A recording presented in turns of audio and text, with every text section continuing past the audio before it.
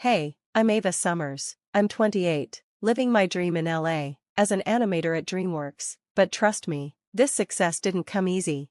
Growing up, my family didn't get why I loved art so much. While I was lost in my sketchbooks, creating characters and worlds, my parents just saw it as pointless.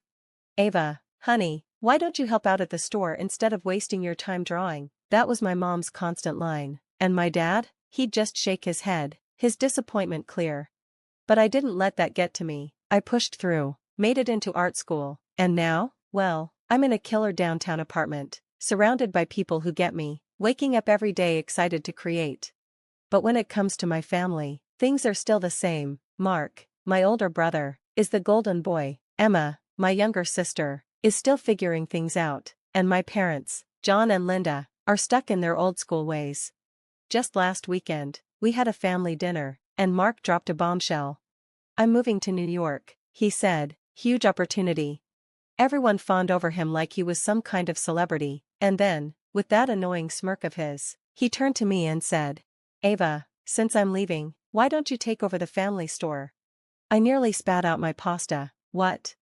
Yeah, come on, sis, the store's in trouble, we need someone full-time to run it, he said casually.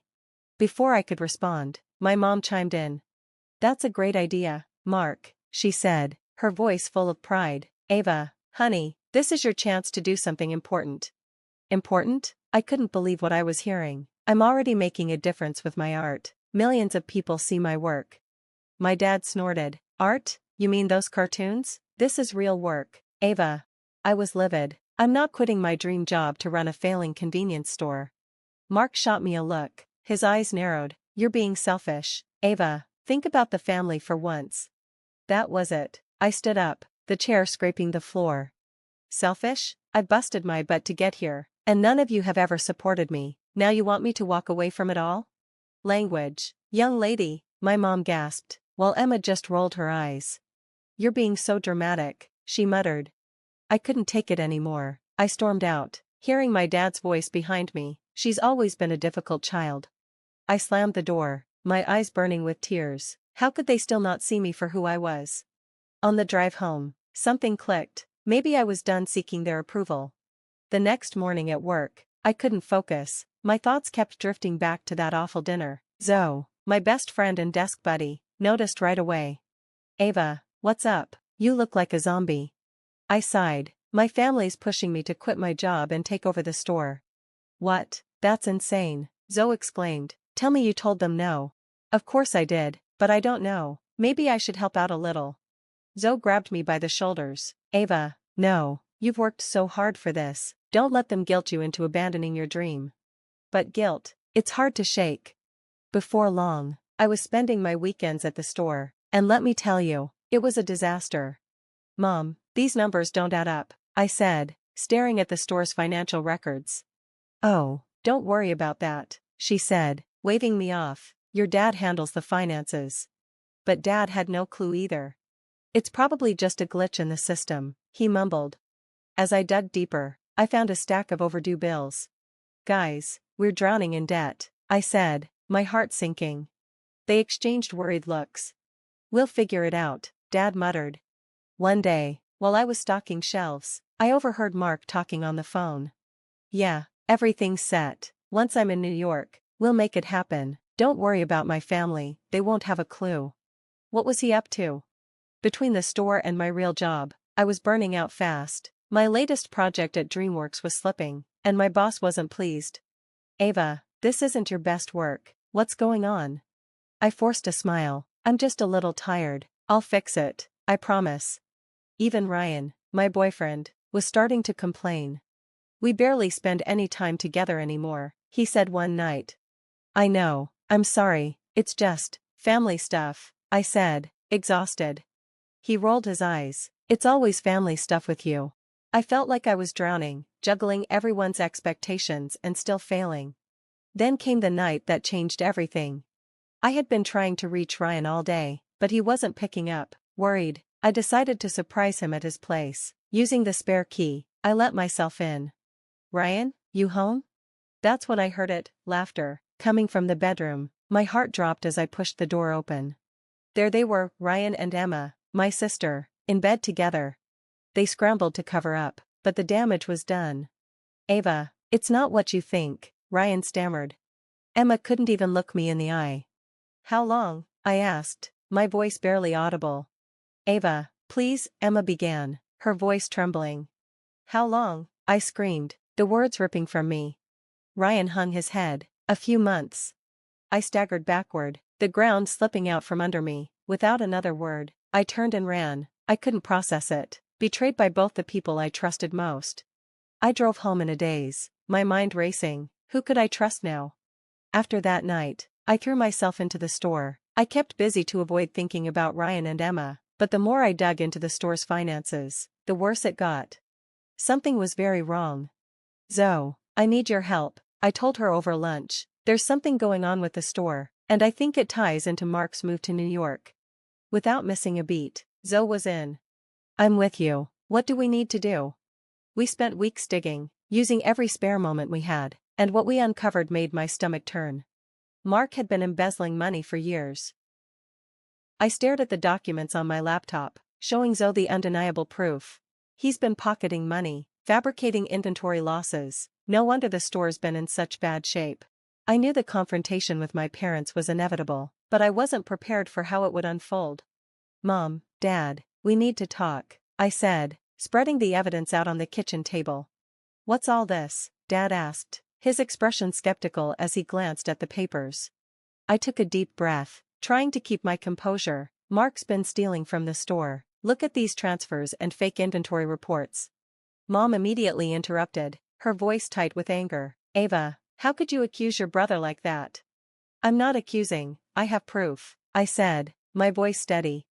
But Dad slammed his hand down on the table, the sound echoing in the quiet room. Enough, you've always been jealous of Mark's success. This is the lowest you've ever gone. Before I could respond, Mark walked in, swaggering through the door like he owned the place. Well, look who's here, he said with his usual charm. Mom rushed over to hug him. Mark, what happened to New York?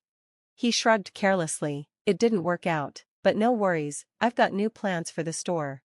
I couldn't believe what I was hearing. New plans? You mean more ways to rob us blind? I shot back. Mark's eyes narrowed, catching sight of the papers in my hands. What are you talking about? I know what you've been doing, embezzling money, falsifying records, I said, standing my ground. He laughed, but I saw the flicker of panic in his eyes. She's lost it, he said, turning to our parents. You don't believe this, right? To my shock, they sided with him. Of course we don't, sweetie, Mom said, pulling him close. Ava's always been dramatic. The argument escalated quickly, with everyone shouting over each other, accusations flying in all directions. I stood there in stunned silence, watching my family spiral apart. And for the first time, I wondered if I even belonged with them anymore. You ungrateful little brat, Dad roared, his face red with fury. After everything we've done for you. Mom was crying, and Mark was playing the victim, shaking his head as if I'd committed some unforgivable sin. I can't believe you'd make up such lies. Ava, you need help, he said. I couldn't stay there another second. I stormed out, feeling more alone than I ever had. The next morning, my boss called me into her office. Ava, your recent work has been subpar. If this continues, we may need to reconsider your position here. I nodded, numb to the world. I understand, it won't happen again.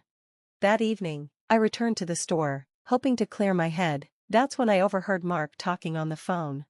Yeah, the deal's almost done. Once the store's gone, we'll split the money and no one will be the wiser. He was planning to sell the store behind everyone's back.